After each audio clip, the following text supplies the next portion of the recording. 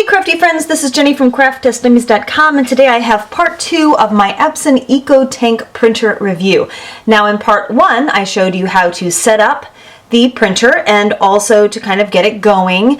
So this now I'm actually taking a look at the print samples. So I started off with just printing out that which came as like your test sheet, and now I'm going to show you some different ways I printed things out and different papers as well. So let's get started. So here we go. These are just like the sample papers. It really doesn't tell you much, but one of the first things I printed out were just some pictures I had taken, and this is just plain text weight paper, and I think it's pretty crisp and pretty sharp. I do notice there were some little bits of lines, so I had to do some head and nozzle cleaning to try and eliminate those, but the darks are pretty dark. The overall quality is really good, and this is just text weight paper, so that was kind of a no-brainer.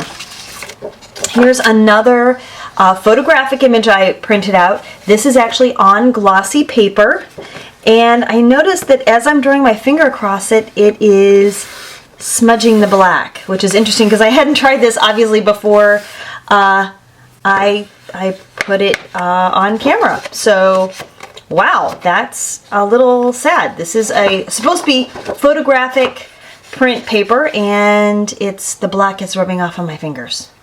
Wow. So maybe we wouldn't try that.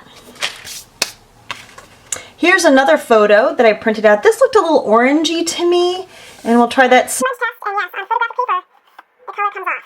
So, not pleased with photographic paper. Or, don't smudge them. I actually really like this photo I printed out, and I would probably stick this in a sleeve type album so that you can't ruin it. But look, I already just did. This is kind of killing me. No! The black just comes right off. So I guess I can show you these other pictures, but I can't recommend it for actually using photos. This one came out really orange. Again, you can see these lines. I had to go ahead and clean the head. But yeah, don't print off on photographic premium glossy paper because it smudges right off. I have to go wash my hands. All right, so here's where I need to stop because I was disgusted. You can see that I had black ink all over my hands, still do, and I thought this can't be right. So I got on the phone with the Epson rep and I asked, why is this smudging on photo paper? Especially because I was using Epson photo print paper. So here's the thing. I didn't have the right settings on my driver on my computer. While I had set it to the correct settings on the machine, it's the driver from your computer that actually sets the appropriate printer settings. So I'm going to show you here how it looks on my Mac. This may vary on your computer, but what is essential is that it matches. So when you go to print, make sure that you look into the preview area, drop down where you can select the different kinds of paper, and mine was select on bright white. Well, I am printing on photo paper, so I must select premium glossy, and then that tells the machine some magical way, I don't know, through the air, that we are actually printing on glossy paper. So my takeaway is that you must make sure that it's set up right on the driver on your computer and at the machine in order to get the right quality. And here I can show you the photo that I just printed using the right settings, and I can go ahead and rub it and the black does not come off. So now I'm going to show you a few more print samples with the right settings. They call me Craft Test Dummy for a reason, folks. Okay, so now I'm ready to show you the new and improved Glossy Photos. I did a 4x6, and now you can see that the settings are right. It does not brush off, and the color is really nice, really bright and pretty.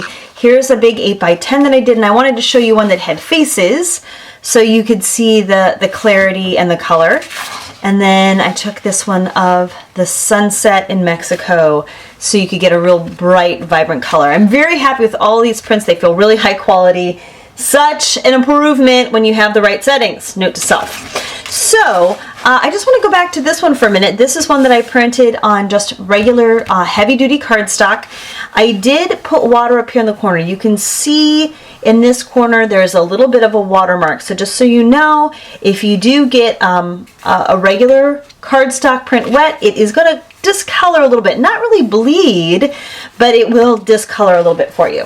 Okay, now for some more conventional type computer usage. The first thing I did here was I copied this piece of cardstock. This was a really cool print that I liked. So this is the original. And then I printed it on heavy cardstock using the black and white option. Now you'll see here, I got some lines that were not in the print. I'll tell you, I just had to clean my print nozzles to make that go away. But I wanted to show you the color differential between the original. Let me zoom out a little bit there. So the differential between the original and the black and white print is it definitely went a little bit darker. Now here it is. This is on just text weight paper. And again, the color is just a little more blue. If that makes sense, this has kind of that gray, but this has a little bit more of a blue undertone to it. But, you know, it copied very well. Here I did using the color copy mode. And again, this is when I realized I had to clean my print nozzles. I was getting these stripes. But again, this has kind of that blue hue to it. But this kind of shows you. This, by the way, was after I cleaned the print nozzles. So, also, if you love your favorite scrapbook paper, make a copy. So then I wanted to try kind of the same idea here using some color so that we could check the colors. This is the original cardstock, the printed paper. I printed it on vellum. By the way, no smearing at all on the vellum. Just use the plain paper setting. Here it is on, this is heavy duty cardstock. Photo paper. Watercolor paper. So yes, you can put watercolor paper through, and I think that's all. That's all I have for those samples. But I felt like the colors, now obviously on the watercolor paper it was a little more ivory because it was more ivory to begin with, but the colors stayed pretty true. One pulled a little more teal. The photo paper turned, was a little lighter, so you may have to play with the settings. But actually, just the plain text weight paper, the color matching is pretty darn close. You can see it right there. And then lastly, I just wanted to copy a stamp because I wanted to see if I could, stamp something and then just make a nice clean copy of it to practice my Zentangling. And yes, you can do that as well. Now, one last little thing, I decided to add a little bit of water onto the upper corner of this photo just to see if it would bleed or discolor, and it did not. So that's really nice to know that your photo paper prints will not be harmed by a few drops of water. So there you go. I hope you found this review and series helpful and informative, and hopefully it'll save you some of the same frustrations that I maybe encountered. And you'll get lovely looking prints. So my takeaway with the EcoTank is that A, it is a tank, and I love the fact that I can just buy the inks that I need, I can refill them, I can see the ink levels, and I'll never have to worry again that, oh, well, I'm in the middle of some great job and I'm printing out all my photos from Christmas vacation and then I suddenly ran out of ink. The fact that you have this visual cue is really helpful. It's less waste in landfills, it's easy for you to do, and of course, it's Epson quality. And no more inky fingers for me. So thank you so much for watching. Please check out my other printer reviews. If you have any questions, leave them in the comments section below and I'll do my best to answer them for you. Thank you again for watching. Please consider liking and subscribing. And as always, have a crafty day.